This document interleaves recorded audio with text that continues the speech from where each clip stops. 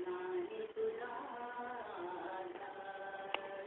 पडता चढता तोची धरिता, पडता चढता तोची धरिता, तोच नीट से पार. नाही तुझा आधार गुरुविना, नाही तुझा आधार. गुरु परमेश्वर गुरु माऊली, गुरु परमेश्वर गुरु माऊली, भक्तांसाठी देई सावली, भक्तांसाठी गुरुनी, भक्तांसाठी गुरुनी. देव घेई अवतार, नाही तुझा आधार गुरुविना, नाही तुझा आधार. पडता चढता तोची धरिता, पडता चढता तोची धरिता, तोच नीट से पार. नाही तुझा आधार गुरुविना, नाही तुझा आधार.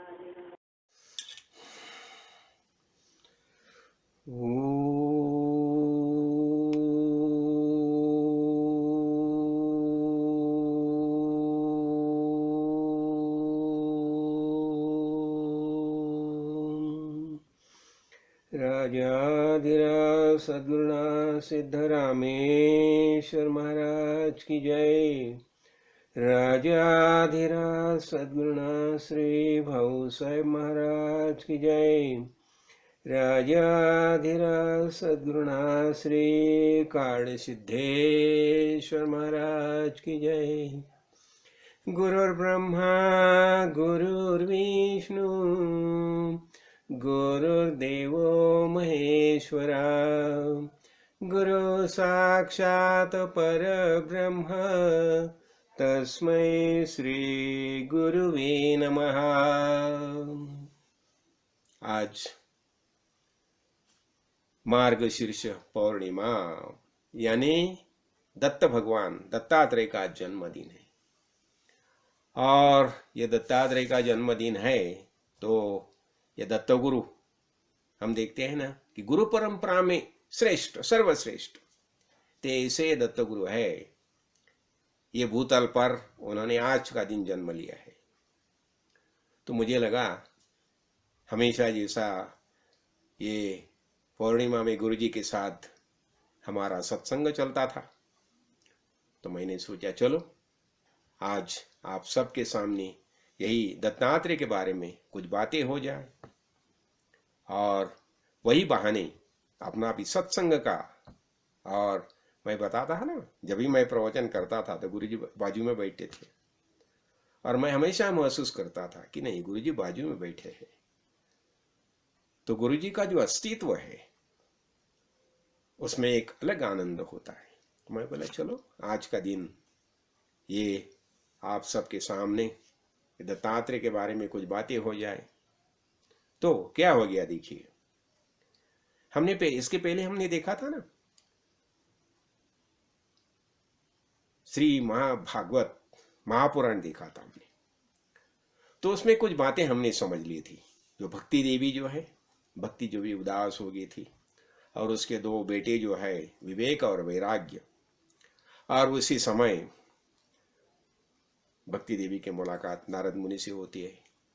और फिर नारद मुनि क्या करते हैं, ऐसा सत्संग अरेंज करते हैं, सत्संग की ऐसी योजना करते हैं, और वह सत्संग में ये सनक ब्रह्मदेव के मानस पुत्र जो है सनकादि के सब आती है, और बड़ा भक्ति का माहौल होता है. और वो माहौल में जो भक्ति भाव होता है, जो भक्ति होती है, वो भक्ति से भक्ति प्रसन्न होती है, और विवेक वैराग्य, ये दोनों जो बूढ़े हो गए थे वे नौजवान बन जाते हैं। तो आज मैंने सामने भागवत महापुराण रखा है। और यहाँ क्या हो गया देखो, ये शुरू से जो सृष्टि निर्माण होगी तो स्वयंभू मनु जो है, तो मनु महाराज जो है, तो क्या हो गया, ब्रह्मदेव ने खुद में से ही मनु और शतरूपा दोनों का निर्माण किया है। और मनु को बता दिया, देखो मनु, मैं तुम्हें परिश्रम करने की शक्ति देता हूं, हाँ, संरक्षण करने की क्षमता देता हूं, प्रतिपालन करने की क्षमता देता हूं। और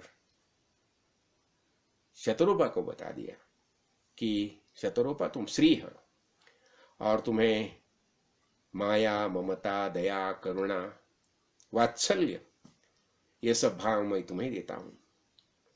और तुम दोनों परिवार निर्माण करो, और वो परिवार निर्माण करो, और वही परिवार जो है, वो परिवार क्या हो जाएगा, वो गांव हो जाएगा, मोहल्ला हो जाएगा, शहर हो जाएगा। और ये संपूर्ण वसुधा जो है, वसुधैव कुटुंबकम, ये भाव से सब जितने जीव भूतल पर देह धारण करके आएंगे सब आनंद अनुभव करेंगे। बस ये सृष्टि की रचना जो की है, क्यों, आनंद के लिए की है। और उसी समय विष्णु भगवान जो है, देखो ये त्रिदेव जो है ना, ब्रह्मा ये निर्माण करने का कार्य ब्रह्मदेव को दिया, विष्णु भगवान को कार्य दिया प्रतिपालन करने का, और शिवजी को कार्य दिया उनका संहार करने का। तो उत्पत्ति स्थिति संहार ये कार्य शुरू हो गया।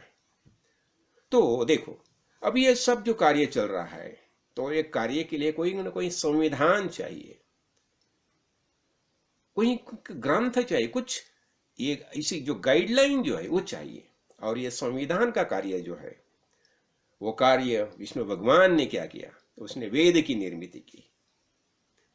और ये ऋग्वेद, यजुर्वेद, सामवेद, अथर्ववेद, ये वेदों के माध्यम से उन्हें पूरे सृष्टि में ज्ञान का प्रचार करना शुरू किया।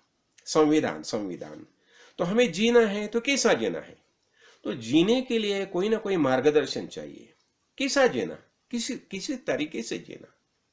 तो इसलिए सब वेद की निर्मित की, और वेद के आधार के ऊपर यह सब चालू हो गया, और सृष्टि का कार्य बहुत बढ़िया ढंग से शुरू हो गया। यह सत्य, त्रेता, द्वापर, कली, तो सत्य युग में तो बहुत अच्छी तरह से सब चल रहा था। तो ऐसा जो है, तो उसमें क्या हो गया, ये मनु महाराज जो है, तो मनु महाराज और शतरूपा, तो उनका संसार तो शुरू हो गया। तो ये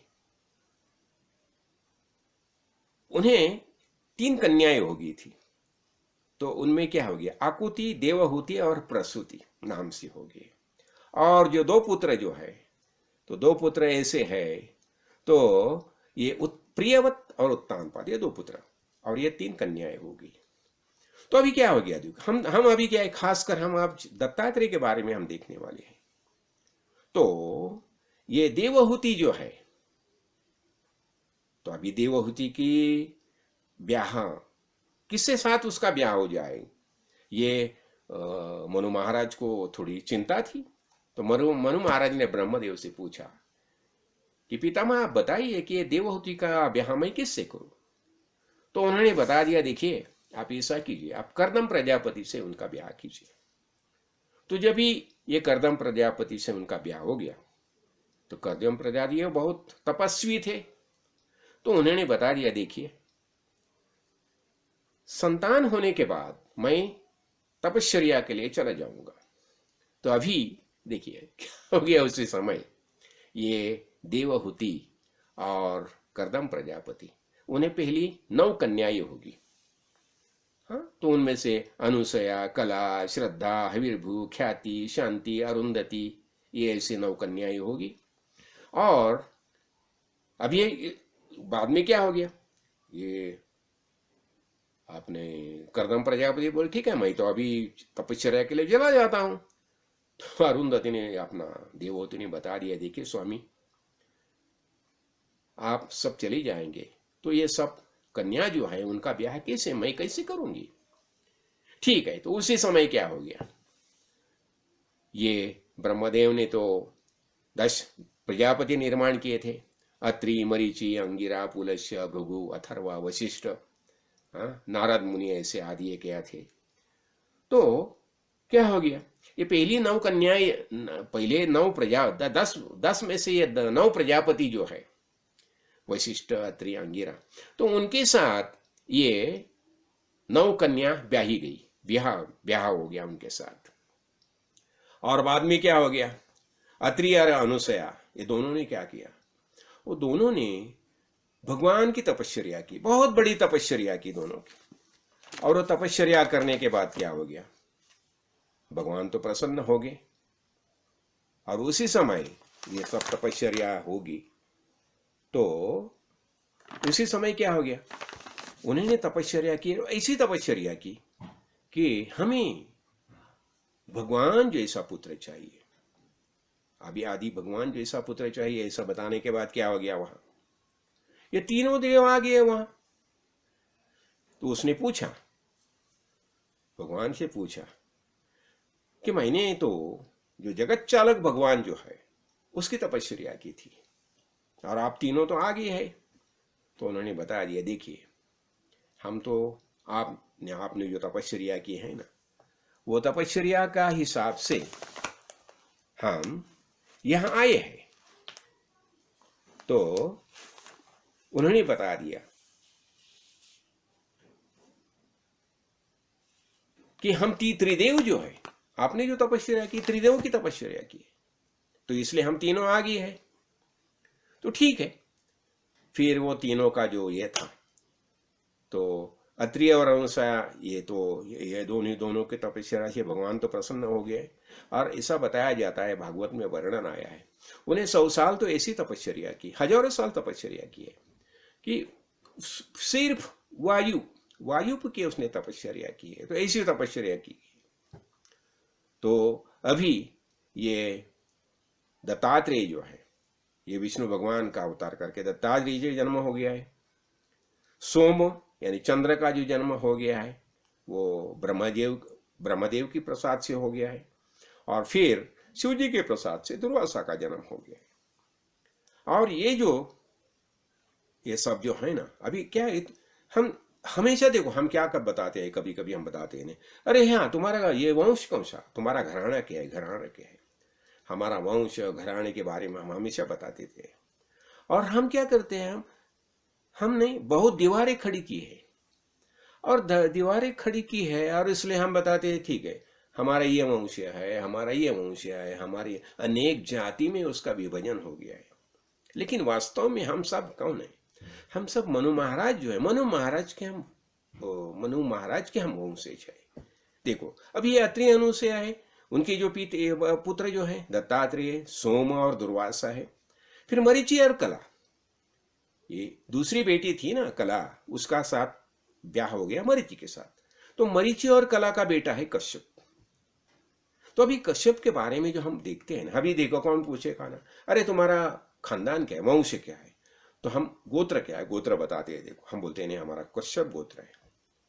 तो कश्यप जो है ना, अभी उनकी जो संतान है बहुत बड़ा ये है उनके बारे में, लेकिन हम क्या बताते हैं, कश्यप।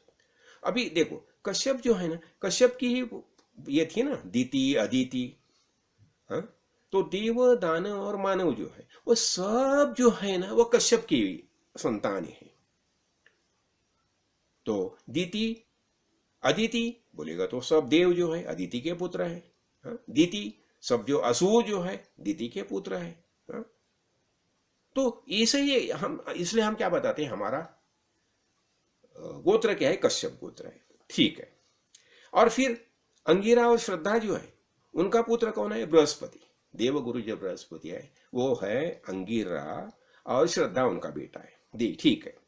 फिर देखो अभी पुलस्त्य और हविर्भु, उनकी ब्याह शादी हो गई थी, पुलस्त्य और हविर्भु, उनके बेटे है अगस्त्य और विश्रवा, ये खास प्रसिद्ध देव है, फेमस। तो ये बाद में देखो विश्रवा जो है, विश्रवा और किसने, उनका बेटा है रावण, तो वो परंपरा वैसी चली गई, अच्छा बाद में। और ख्याति और भृगु, भृगु और ख्याति उनका बेटा है शुक्राचार्य। तो शुक्राचार्य ये हो गया देवगुरु। हाँ? आगे चल के देखो शांति और अथर्वा उनका बेटा है दधीची। हाँ?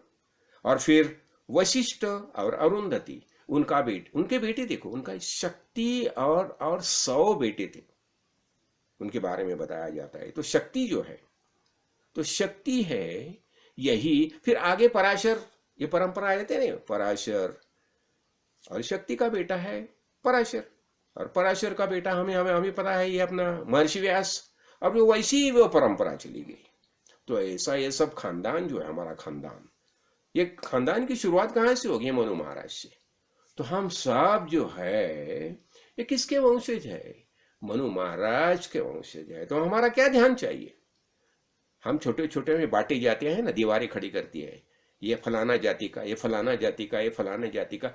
भूल जाओ सब, ये विश्व जो निर्माण हो गया है, हमारा वैदिक परंपरा जो है, उसकी परंपरा क्या है? वसुधैव कुटुंबकम, संपूर्ण विश्व ही एक ही परिवार है। बाकी आगे चल के जैसे जैसे जैसे हो गए, लेकिन मूलभूत क्या है? मूलभूत मनु महाराज से निर्मित है ब्रह्म। और ये कहां से? ब्रह्मा से। ब्रह्मा बोलेगा तो भगवान से। हमारी सबकी उत्पत्ति भगवान से हो गई। ये त्रिदेव कहां से निर्माण हो गए? ब्रह्मा विष्णु महेश है, ये आदि देव से निर्माण हो गए सब। तो हमारी परंपरा जो है, हमारा जो खानदान है, वो हमें समझ लेना चाहिए। और जब भी हम ज्ञान दृष्टि से समझ लेते हैं तो ये आपस में संघर्ष होने की शक्यता ही नहीं है ना। क्यों संघर्ष चाहिए? ये हम जाति पार्टी में जो बांटते हैं एक दूसरे को, हाँ? ये वर्ण में ब्राह्मण, क्षत्रिय, वैश्य, शूद्र, ये सब बांटने का जो तरीका, ये भूल जाओ सब। और ये जो वर्ण जो है, ब्राह्मण, क्षत्रिय, वैश्य, शूद्र, ये कैसा? चातुर्वर्ण मया सृष्टवा, ऐसा भगवान बताते हैं ना भगवत गीता में। गुण कर्म विभागशः, जैसे जैसे तुम क्या देखो, जैसा जैसा तुम कर्म करेंगे वैसा ही तुम्हारा गुण क्या है, तुम्हारा कर्म क्या है, वो हिसाब से ये जाति निर्माण होगी। लेकिन उसमें बंटवारे करने की कोई भी जरूरत नहीं है। तो हमें यहाँ मूलभूत ये दत्त गुरु के निमित्त हमें एक ही बात देखना है। ये दत्त गुरु जो है हमारे परंपरा के हैं, हमारे खानदान के दत्त गुरु है। हो गया? तो ये महत्व की बात है। तो हमें ये बात एक ज्ञान दृष्टि है, हमें समझना चाहिए। और जब भी हम ये बातें समझ लेंगे ना, तो आपस में कौन सा भी वैरभाव निर्माण होने की शक्यता ही नहीं है ना। क्यों वैर निर्माण होना चाहिए? सब हम एक ही भगवान के सब बेटे हैं, एक ही भगवान ने हमें निर्माण किया है। और अभी हमने देखा ना, ये मनु महाराज की जो ये शुरू से देखा हमने, ठीक है। अभी ये सब ये हो गए। अभी ये देखो, ये भी ब्रह्मा जी का पुत्र हुए। अभी देखो सर, ब्रह्मा जी के पुत्र हुए कौन? अभी वे अपने गुणों के कारण ब्रह्मा जी के समान ही थे। कौन? देखो, अभी ये चंद्र जो है ना, चंद्र किसके पुत्र है? ब्रह्मा जी के हो गए। और वो ब्रह्मा जी के ही समान थे। तो उन्हें अत्रि के नेत्रों से अमृतमय चंद्रमा का जन्म हुआ है। देखो, अत्रि के नेत्र से अमृतमय चंद्रमा का जन्म हुआ है। और ब्रह्मा जी ने क्या किया? ब्रह्मा जी ने उन्हें ब्राह्मण और सब प्रकार की औषधि जो है और सब प्रकार का नक्षत्रों का स्वामी अधिपति बना दिया है। देखो, और फिर चंद्र जो है, चंद्र से फिर बुध, और चंद्र का बेटा बुध है, हमें पता है। और बुध से फिर इला, पुरुरवा, आयु, नवी से ऐसी परंपरा चालू होगी। तो ये जो है ना, ये हम क्यों समझ ले? ये सब समझ लेने से एक सबसे बड़ी बात ऐसी होती है, हमें पता चलता है कि हमारा खानदान क्या है, हमारा वंश कहाँ से निर्माण हो गया है और कहाँ से कैसा चलता है। और देखो, ये तो हो गया, ये हम बस ये हम समझ लेने की बात है। और ये समझ लेने का कारण ऐसा होता है कि हमें शुद्ध ज्ञान दृष्टि होनी चाहिए। ठीक है, अभी क्या हो गया? देखो, अभी कर्दम प्रजापति और देवहूति, उनके ये 9 बेटियां तो होगी। और बाद में क्या हो गया? देवहूति, जब भी देवहूति ने बता दिया कर्दम प्रजापति को, देखो मुझे बेटा ही चाहिए। ठीक है, फिर क्या हो गया? भगवान की कृपा से उन्हें बेटा हो गया, उसका नाम कपिल मुनि। और ये कपिल मुनि जो है ना, वह सांख्य तत्व ज्ञान का प्रणेता हो गया। सांख्य तत्व ज्ञान में क्या बताया जाता है? अहम ब्रह्मास्मि, मैं ब्रह्म हूं, अयमात्मा ब्रह्म, प्रज्ञानम ब्रह्म, सर्वम खलु इदम ब्रह्म, और तत्वमसि, ये सब महावाक्य का जो बोध है वो आता है सांख्य तत्व ज्ञान। ठीक है, फिर ये सांख्य तत्व ज्ञान का जो बोध है, ये कपिल मुनि जो है, अभी कपिल मुनि ये दत्तात्रेय कौन हो गए? दत्तात्रेय के मामा हो गए ना। ये अरुंधति अत्रि अनुसया, अनुसया का भाई हो गया ना कपिल मुनि। तो कपिल मुनि ये जो है ये सांख्य तत्व ज्ञान का प्रणेता हो गया, ये दत्ता गुरु के मामा हो गया। तो उन्होंने क्या किया? उन्होंने अपनी माता जो है देवहूति, उसे आत्मज्ञान का बोध किया, और देवहूति को आत्मज्ञान का बोध करने के बाद देवहूति है वो मुक्त हो गई। देखो अभी एक खाली देखो, हमें ज्ञान समझना है, यही बातें सब पुराण में सब जगह यही बातें बताई है। मैं बताता हूं, दासबोध में यही बताया, भगवत गीता में वही बताया, हरिपाठ में भी यही बताया है, हर जगह हाँ बताया ना। हरि दिसे जनी वनी आत्म तत्वी, हरि हरेक की जगह हरि दिखाई देता है। और अभी देखो ये भागवत हो गया। अब ये भागवत का जो है ना, कभी कभी क्या होता है, अभी ये भागवत, तो भागवत का सार क्या है? ये भागवत ग्रंथ हम जब देखते हैं तो भागवत का सार क्या है? तो उसमें क्या बताया जाता है? आत्मा वास्यम इदम सर्वम यकिंच जगत्याम जगत्तेन त्यक्तेन भुंजिथा मा गृदः कश्चित् धनम। आत्मा वास्यम इदम सर्वम, ये संपूर्ण विश्व जो है ना, इसमें किसका निवास है? आत्मा का ही निवास में। तो अभी हम बताते हैं सगुण और निर्गुण। देखो सगुण और निर्गुण जो है, निर्गुण निराकार ये ब्रह्म है, लेकिन ये सगुण है, ये यही जो है ये संपूर्ण आकार हो गया ना। ये जो आकार धारण किया वही ब्रह्म ने आकार धारण किया ना, खुद में से ही निर्माण किया ना।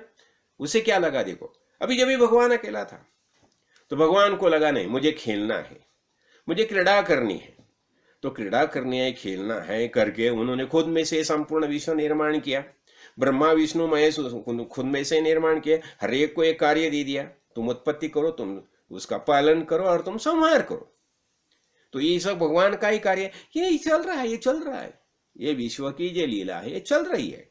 और ये उसमें अभिप्रेत क्या है? ये लीला में यही अभिप्रेत है नहीं, हर एक को आनंद महसूस करना चाहिए। और आनंद महसूस करने के लिए जिसने जो जो देह की अपेक्षा की उसी हिसाब से भगवान ने सब दे दिया है। 84 लाख जीव योनि निर्माण हो गई है, वो भगवान ने खुद में से निर्माण किए। देखो अभी फिर क्या होता है, अभी ये दत्ता गुरु है, तो अभी दत्तात्रेय जो है ना, तो दत्तात्रेय दत्ता गुरु निर्माण होने के बाद दत्तात्रेय क्या ना, शुरू से हम तो दत्ता गुरु के खास जो शिष्य माने जाते हैं, तो यदुराजा दत्ता गुरु का शिष्य माना जाता है, शिष्य ही है। और परशुराम ये भी यदुराजा का शिष्य है। और दूसरा सहस्रार्जुन, ये खास करके ये शिष्य माने जाते हैं। और दूसरा देखो अभी कलियुग में हमारे जनार्दन स्वामी है ना, जनार्दन स्वामी जो है वो हमारे एकनाथ महाराज के गुरु है। तो जनार्दन स्वामी भी दत्तात्रेय के ही शिष्य है। और जनार्दन स्वामी ने क्या किया था, एक दिन ये एकनाथ महाराज को लेके गए और उसी समय वहां दत्तात्रेय आ गए थे। अवधूत वेश में दत्तात्रेय आए हैं। और दत्तात्रेय आए, फिर दत्तात्रेय से मुलाकात होगी हमारे एकनाथ महाराज की। इसका अर्थ क्या हो गया, यह सत्ययुग के दत्ता गुरु और आज भी मौजूद है। इतना ही नहीं, अभी हमारे यहाँ दत्तात्रेय बैठे हैं। यह संपूर्ण विश्व जो है चराचर में दत्तात्रेय ही है, कहाँ अलग है। ये दत्तात्रेय खासकर ये चैतन्य रूप ही है ना। तो हमें क्या हो गया, उन्होंने चैतन्य रूप जो है, यही चैतन्य जो है वो दत्ता गुरु के रूप में अवतीर्ण हो गए। क्यों? उन्हें बोध करना था ना, अनेक शिष्य को बोध करना था। और ये दत्त संप्रदाय देखो कितना, दत्त संप्रदाय कितना फैला हुआ है। हम देखते हैं ना हमारे वैदिक परंपरा में शुरू से। अभी देखो ये सहस्रार्जुन जो है, सहस्रार्जुन को भी दत्तात्रेय ने सहस्र बाहु का वरदान दिया था। क्यों? भक्ति करने के लिए। और एक एक बात देखो, जब भी हमें भगवान से कोई ना कोई वरदान प्राप्त होता है तो वो क्यों होता है? एक भक्ति का प्रसार होना चाहिए। भगवान का ज्ञान है वो ज्यादा से ज्यादा लोगों तक तो पहुंचाना चाहिए। देखो अनेक यहाँ तो दत्तात्रेय ने एक अवधूत गीता करके गीता लिखी है। जैसे हम भगवत गीता बोलते हैं ना, भगवत गीता है श्री कृष्ण भगवान ने अर्जुन को, जब भी अर्जुन के सामने सब रिश्तेदार खड़े हो गए युद्ध के लिए, तो उसके दिल में संभ्रम निर्माण हो गया, माया का आघात ये हो गया, माया का आघात हो गया, क्लेव निर्माण हो गया, और उसने शरणागत होकर भगवान को पूछा कि मैं अभी ये अवस्था में क्या करूं। तो उसी समय भगवान ने बता दिया, अरे ये काल रूप में है ना, मैंने सबको पहले से यहाँ मृत्यु के घाट उतार दिया है। तो बस तुम एक ही करो, तुम अभी एक ही काम करना, निमित्त मात्रम भवे सव्य साचिन। युद्ध करने वाले तुम कौन नहीं, हाँ युद्ध। और ये क्या है? क्षत्रिय के लिए युद्ध कैसा होता है? ये क्षत्रिय के लिए युद्ध यानी स्वर्ग का महाद्वार खुल गया है। तो ऐसा देखो, ऐसा बोध किया। तो ये भगवत गीता जैसे अर्जुन को समझाई, ऐसे दत्तावधूत ने अवधूत गीता भी लिखी है, और अवधूत गीता में उसने ज्ञान का प्रबोधन किया है। वही ज्ञान का प्रबोधन, यानी हमारी खुद की पहचान हमें होनी ही चाहिए। तो इसलिए हम भाग्यवान है, हम भाग्यवान, नरदेह हमें मिला है। तो नरदेह मिलने के बाद या नरदेह के माध्यम से हमें ये भगवान की भक्ति तो करनी ही चाहिए, और उसी साथ हमें खुद का ज्ञान प्राप्त करना चाहिए। तो देखो हाँ, अभी ये तो सहस्रार्जुन हो गया। सहस्रार्जुन के बारे में हमने देखा, लेकिन सहस्रार्जुन ने क्या किया बाद में? सहस्रार्जुन अहंकार, अभिमान, असूया और प्रतिशोध की भावना ऐसे में वो उलझ गया, और उसने जो ऋषि संस्था थी, अनेक ये गुरुकुल थे, तो गुरुकुल और ऋषि संस्था के विरोध में उसने कार्य शुरू किया, और इसीलिए भगवान को परशुराम अवतार धारण करके वो सहस्रार्जुन का वध करना पड़ा। देखो यहाँ क्या बताया जाता है, जब भी तुम्हें मदभाग्य से ऐश्वर्य प्राप्त हो जाए, समृद्धि प्राप्त हो जाए, तो भी तुम्हारा आचरण वेदानुकूल ही होना चाहिए। सर्वाभूति भगवत भाव यही ज्ञान का प्रथम लक्षण है। सबके अंदर भगवान ही मौजूद है, ये ज्ञान दृष्टि तुम्हें प्राप्त होनी ही चाहिए, और उसी का हिसाब से ही तुम्हारा आचरण होना चाहिए। तो अभी क्या हो गया? ये दत्त गुरु जो है, तो अभी दत्त गुरु के हम जो अभी ये सहस्रार्जुन, परशुराम, और दूसरा क्या हो गया अपना यदु राजा जो है। देखो यदु वंश अपना श्री कृष्ण का ही वंश है ना, यदु राजा से ही श्री कृष्ण वंश शुरू हो गया ना। तो ये यदु राजा जो है, तो एक समय क्या हो गया, यदु राजा के राज्य में दत्तावधूत आ गए हैं, और उसी समय यदु राजा ने उन्हें प्रश्न किया ज्ञान के बारे में उसने प्रश्न किया। तो यदु राजा ने वहां क्या बता दिया कि देखिए राजन, मैंने अपने बुद्धि से बहुत से गुरुओं का आश्रय लिया है। क्या बता दिया उसने? जब भी इसने ये किया, यदु राजा ने यहां सवाल पूछा, तो दत्तात्रेय बताते हैं कि राजन, मैंने अपने बुद्धि से बहुत से गुरुओं का आश्रय लिया है, बहुत से गुरु किए हैं। उनमें शिक्षा ग्रहण करके मैं इस जगत में मुक्त भाव से स्वच्छंद विचरता हूं, मुक्त भाव से। तो बताते हैं ना हम, कहा वो गिरनार में होते हैं, वहां कहां घूमते रहते हैं दत्तात्रेय। तो मुक्त भाव से स्वच्छंद विचरता हूं।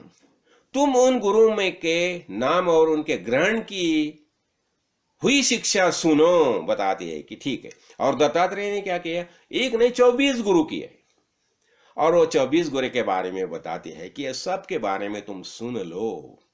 वो बताती है पृथ्वी वायुराकाशम आपो अग्निश चंद्रमा रवि कपोतो अजगरच्छिन्धु पतंगो मृमधु कृद्गजः मधुहा हिरणो मीना पिंगला कुररोर्भका कुमारी शरकृत सर्प ऊर्णनाभि सुपेशकृत। देखो ये 24 गुरु किए उसने। क्या कौन किया? पृथ्वी वायु आकाश जल अग्नि चंद्रमा सूर्य कबूतर अजगर समुद्र पतंग। देखो भौरा मधुमक्खी हाथी शहद निकालने वाला हरिण मछली पिंगला वेश्या कुरर पक्षी बालक कुंवारी कन्या और बाण बनाने वाला सर्प मकड़ी और भृंग कीट। ऐसे 24 गुरु उसने किया है। अभी क्या है, हमारी साधना का हिसाब से हम 1-2-3 गुरु समझ लेंगे। क्या होता है देखो, जब भी हम साधना करते हैं ना कैसा एकाग्र कैसा होना चाहिए। तो उसने देखो पृथ्वी ये अपना पंच महाभूत जो है ना उन्हें भी गुरु किया। तो पृथ्वी में धारणा शक्ति कैसी होती है, क्यों कितनी सहनशीलता होती है। देखो पृथ्वी को कितना तंग करते हैं लोगों, तो भी पृथ्वी अपना स्वभाव बिल्कुल छोड़ती नहीं, सब आराम से सह लेती है, हम आराम से सह लेती है। तो ऐसी सहनशीलता हमारे अंदर होनी चाहिए। छोटा छोटा कुछ बातें हो गई उसके लिए एकदम क्रुद्ध होने की आवश्यकता नहीं है, शांति से रहना ये सीखना चाहिए। तो ठीक है, तो अभी क्या है जो हमें देखो हमें ज्ञान प्राप्त करना है तो एकाग्रता चाहिए, एकाग्र होना चाहिए। और एकाग्रता कैसी होनी चाहिए, तो उसके लिए उसने ना ये बाण बनाने वाला जो है ना उसे गुरु किया है।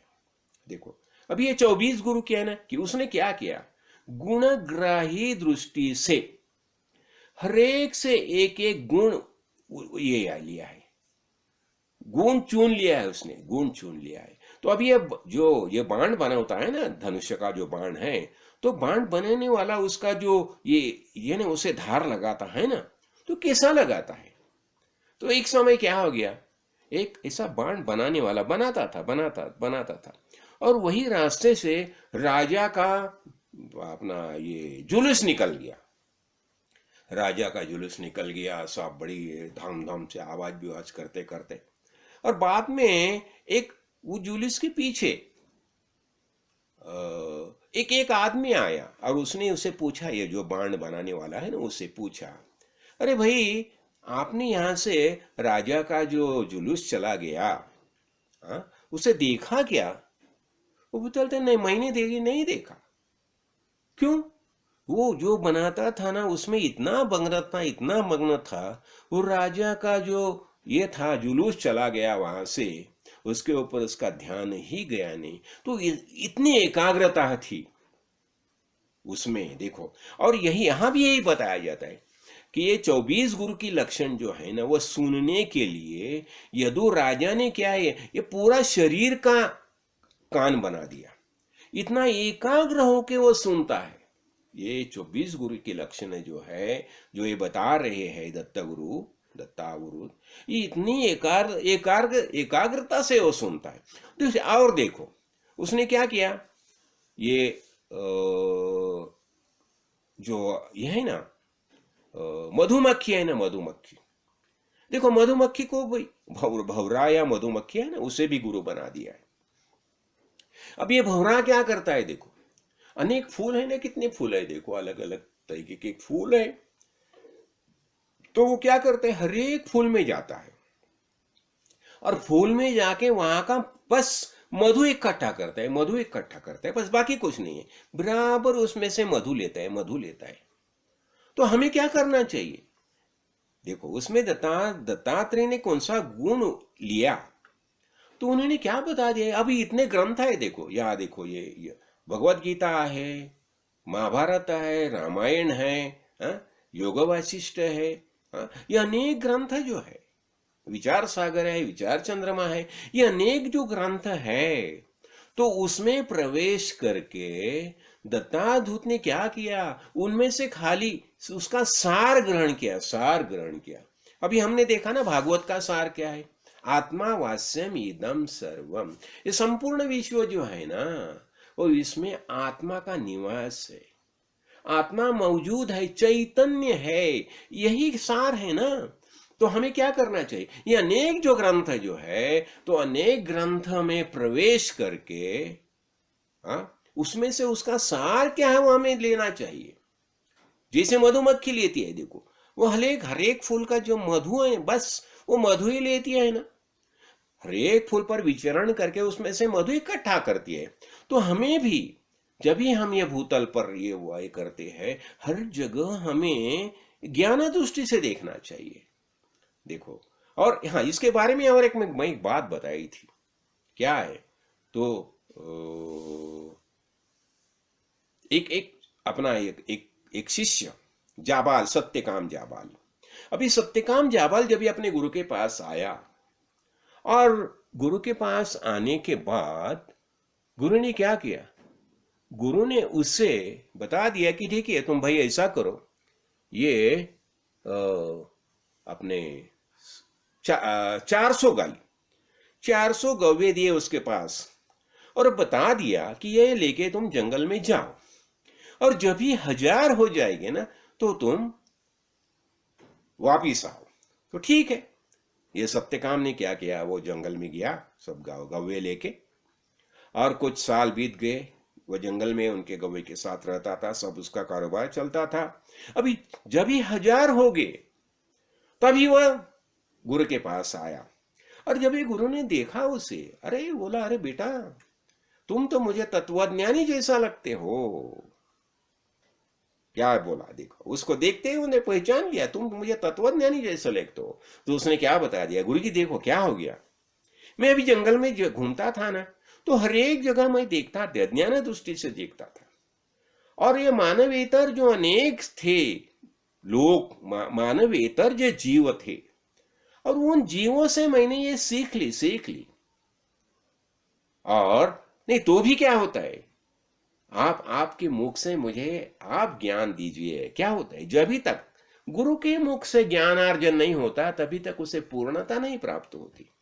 एक मामूली बात बताता हूं, प्रणाली पाउले उछले, जो आली होती है ना पन्ने के ऊपर, वो देखो कैसी जाती है, ऐसी ऐसी ऐसी ऐसी जाती है। अभी अगला पन्ना जो है ना से ये करती, अगला पन्ना है उसे पकड़ती है, और जब तक उसकी पकड़ घट्ट नहीं होती तभी तक वो पिछला पन्ना नहीं छोड़ती।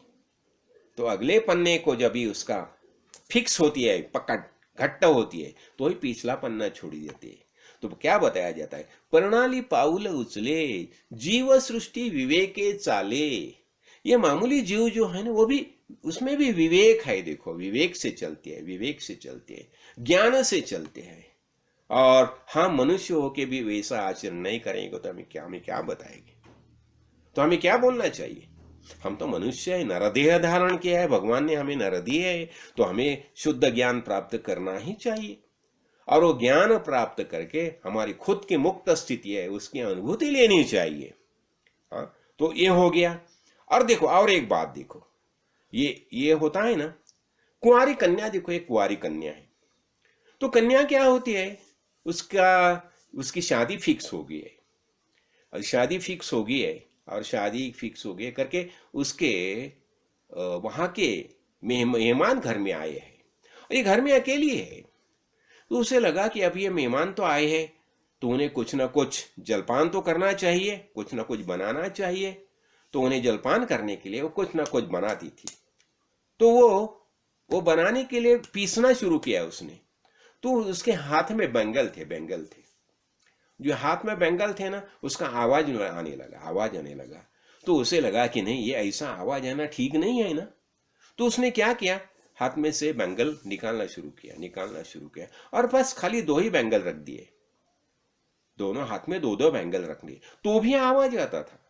तो बाद में उसने क्या किया, दोनों हाथ में खाली एक ही बेंगल रख दी, अभी आवाज निकल गया। यहां क्या बताया जाता है, जब भी हम साधना करते हैं, पूजा भगवान की उपासना जब भी करते हैं, ध्यान धारणा जब भी करते हैं, तो हमें अकेले में करना चाहिए, हमें भगवान से बातें करना है ना।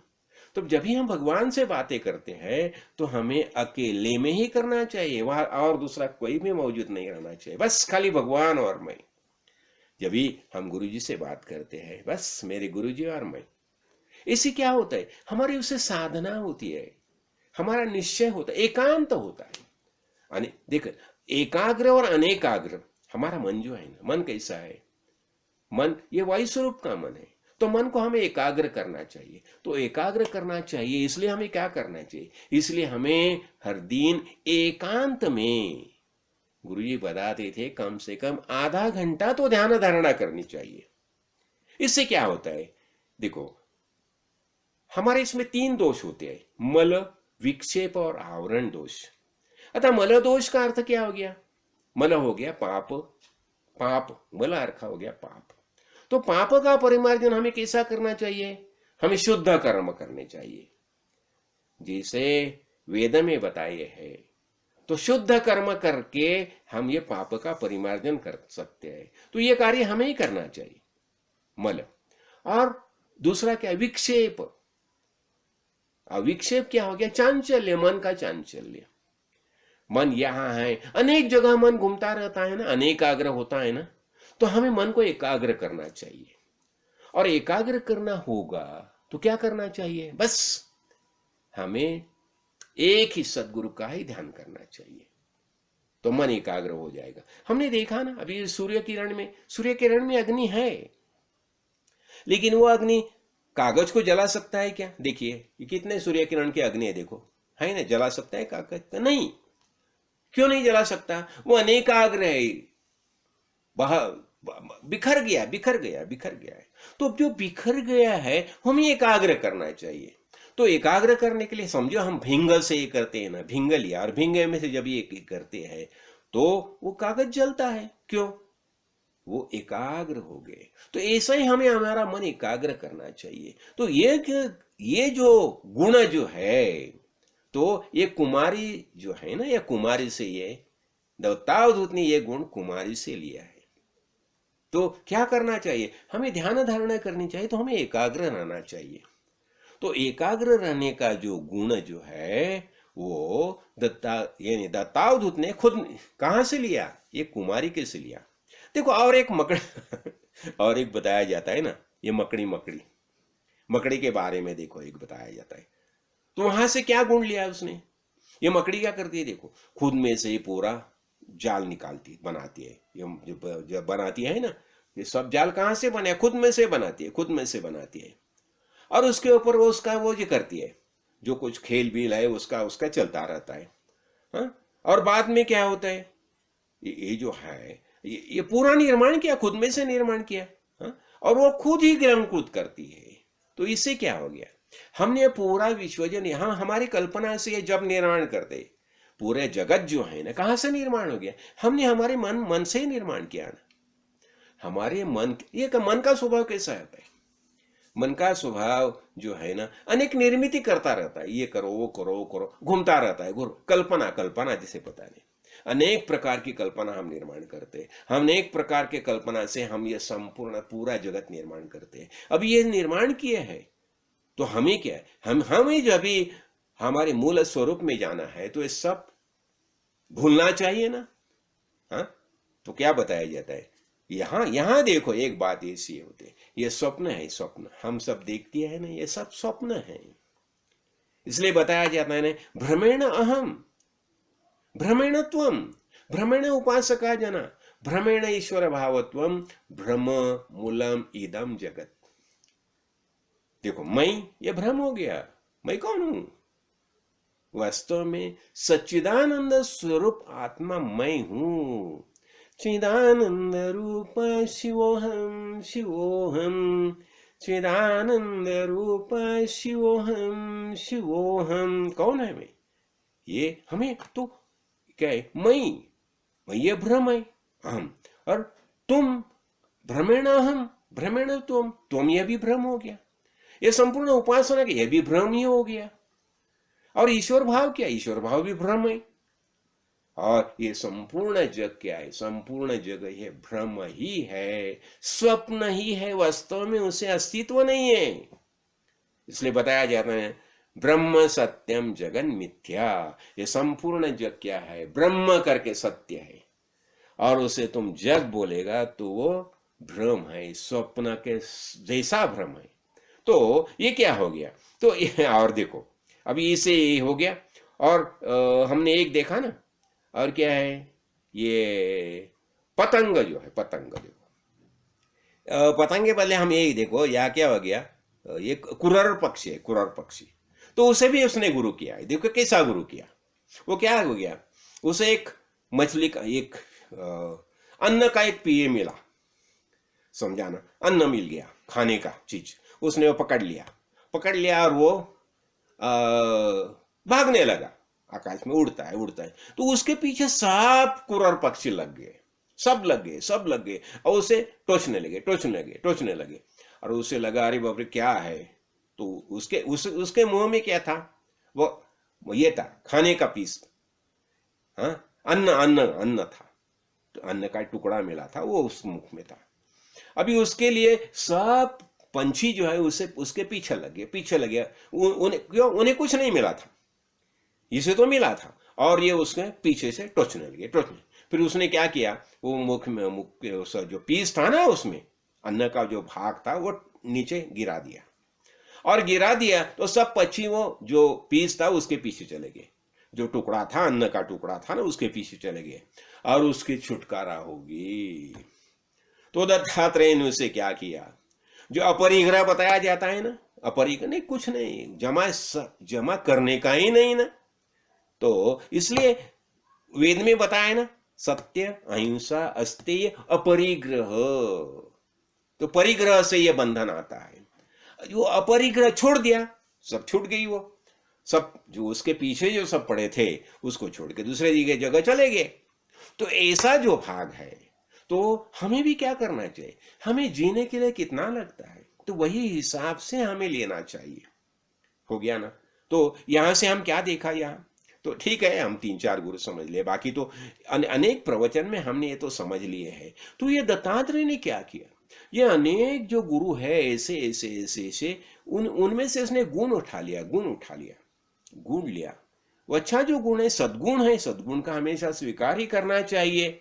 तो क्या हो गया, ऐसे अनेक सद्गुण जो है, ये दत्तात्रेय ने क्या किया, ये इसलिए बताया ना कि 24 गुरु किया मैंने, और ये 24 जो इसमें से उसने ये गुण उठा लिया। तो हमें भी क्या करना चाहिए, हम जब ये भूतल पर जीते हैं तो गुणग्राही रह के हमें हरेक से ये अच्छा सद्गुण है वो लेना ही चाहिए। तो क्या होता है, एक जगह क्या हो, एक समय ऐसा ही हो गया कि भगवान के पूछा, अरे तुमने ये सद्गुण जो है ना, तो वैसे तो दुर्गुण भी है। तो भगवान ने अनेक, देखो दासबोध में पढ़त मूर्ख लक्षण बताए, मूर्ख लक्षण बताए, उत्तम लक्षण बताए हैं, और सद्विद्या लक्षण बताए, कुविद्या लक्षण बताए। तो पूछता है भगवान से, उद्धव पूछता है कि आपने ये वेद में इतने दुर्गुण का वर्णन क्यों किया है। भगवान बताते हैं, देखो दूसरे में ये सद्गुण दुर्गुण जो है ना, ये दूसरे में देखने के लिए नहीं है।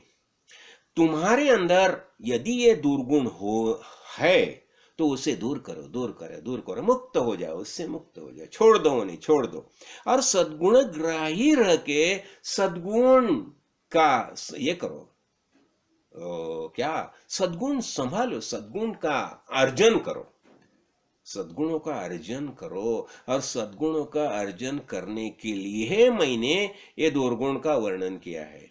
तो हमें क्या करना चाहिए, ये दत्ता गुरु का जो है, तो दत्ता गुरु के निमित्त हम यही बात देखते हैं कि उन्होंने जो 24 गुरु के, एक जगह है सब पूरा 24 गुरु का वर्णन मैंने किया है, उसका एक छोटा मैंने ये भी बनाया है, शायद मैं उसका आगे आपको वो PDF भेज दूंगा सबको, जो 24 गुरु के वर्णन है उसके बारे में मैंने सविस्तर उसका वर्णन किया है। ठीक है, फिर तो ये है, तो दत्ता गुरु के निमित्त हमने ये बात देखी है। तो देखो ऐसे ये दत्ता गुरु है, ये अब ये देखो, ये दत्ता गुरु के है वास्तव में ब्रह्मा विष्णु महेश, ये हमारा सबका स्वरूप है। ये दत्ता गुरु का है, हमारे अंदर ही बैठे है। इसलिए मैंने एक बात बताई थी ना, एक समय क्या हो गया ये गोरक्षनाथ आ गए दत्त गुरु को मिलने के लिए। हाँ, ये सब पूरा मच्छिंद्रनाथ गुरु ये सब संप्रदाय है ना, दत्त संप्रदाय। तो आगे गुरु को मिलने के गोरक्षनाथ आ गए और उसने बता दिया दत्त गुरु को, महाराज महाराज आपसे मुझे एक शर्त लगानी है। तो दत्त कह रहे ठीक है, मुझसे शर्त लगानी है, ठीक है क्या शर्त है बोलो तुम्हारी। तो उसने बताया मैं छुपता हूं, आप मुझे ढूंढ के निकालो। बोले ठीक है। फिर ये गोरक्षनाथ क्या हो गया, पाताल में गए और वहां बेडुक बन के रह गए। फिर दत्ता गुरु ने क्या किया, सूक्ष्म दृष्टि से देखा और उसे ढूंढ लिया। और बाद में ये क्या उसने क्या बताया, ठीक है अभी मैं छिपता हूं, तुम मुझे निकालो ढूंढो। और दत्ता गुरु ने क्या किया, वो दत्ता गुरु इसके अंदर ही छुप गए। किसके, गोरक्षनाथ के अंदर ही छुप गए, हृदय में छुप गए, उसके हृदय में छुप गए बैठ के।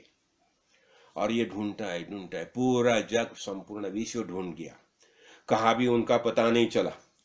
फिर उसने क्या किया, उनके गुरु जो है मच्छिंद्रनाथ, उनका स्मरण किया।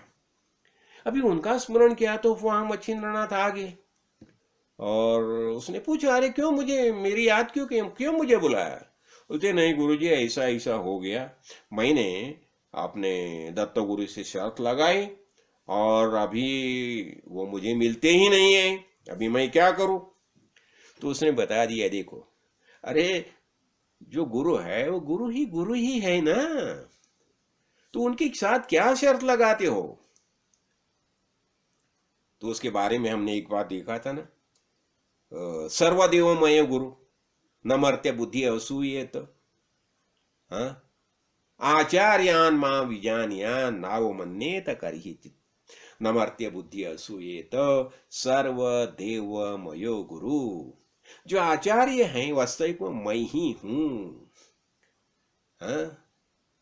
और उनका कभी भी अवमान नहीं करना चाहिए। नावमन्येत करहिचित्, न मर्त्य बुद्धि असूयेत, वो देह धारण करके आए है करके, मर्त्य बुद्धि आए करके उनके बारे में कभी अनुद्गार मत करो। और सर्वदेवमयो गुरु, गुरु कैसे, सभी देव गुरु में ही मौजूद है। तो बोला अभी क्या करूं, कुछ नहीं, अभी शुद्ध अंतःकरण से उन्हें टोटल शरण जाओ, पूर्ण शरणांगति पद करो, बस हो गया काम। और फिर शरणांगत हो गए, कौन, आपने गोरक्षनाथ, टोटल पूर्ण शरण गए। गुरुजी मेरी गलती होगी, मुझे क्षमा करो और आप प्रकट हो जाओ। ऐसी जब प्रार्थना की, सामने दत्त गुरु सामने खड़े। उसने पूछा, गुरुजी आप कहाँ थे।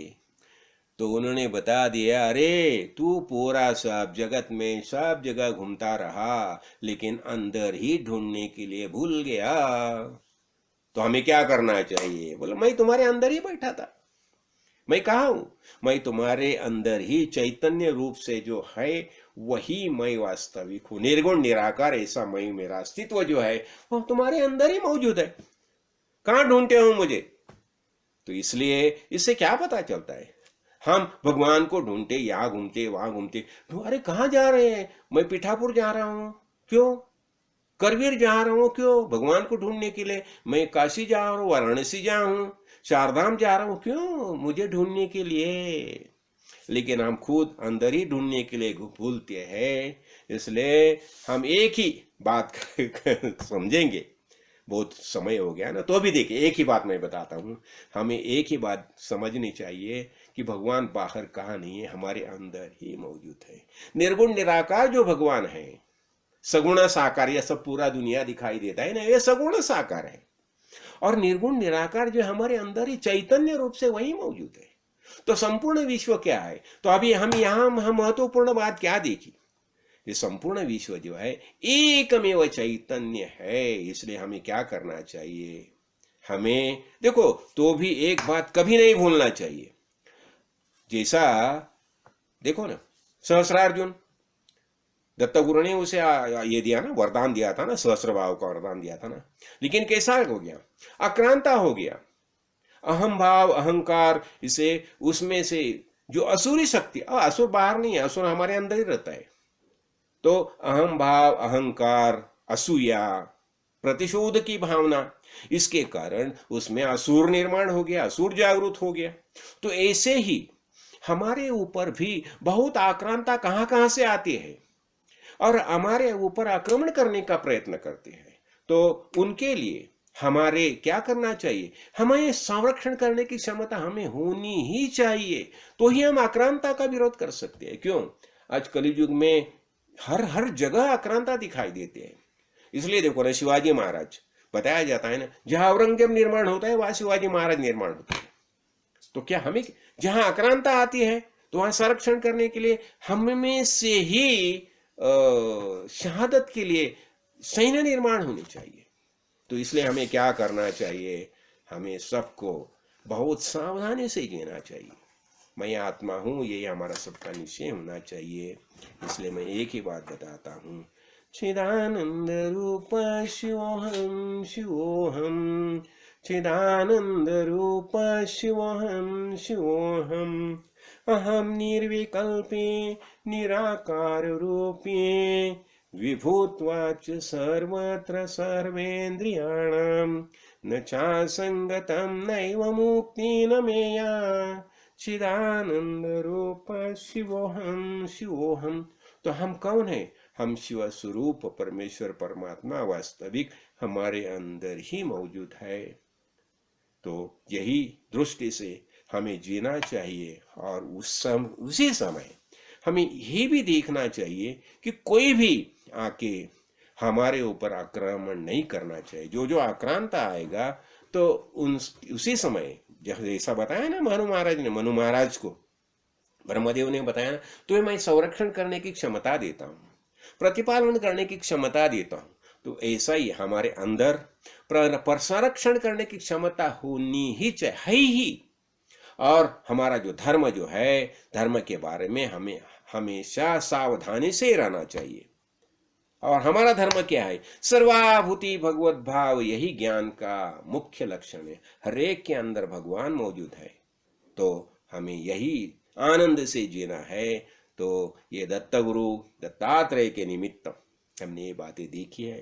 तो जैसे दत्ताभूत ने 24 गुरु किए हैं, तो हमें भी हर एक से ज्ञान लेना चाहिए। तो ये सामर्थ्य सद्गुरु मौली की कृपा से हम सबको प्राप्त हो जाए, यही प्रार्थना।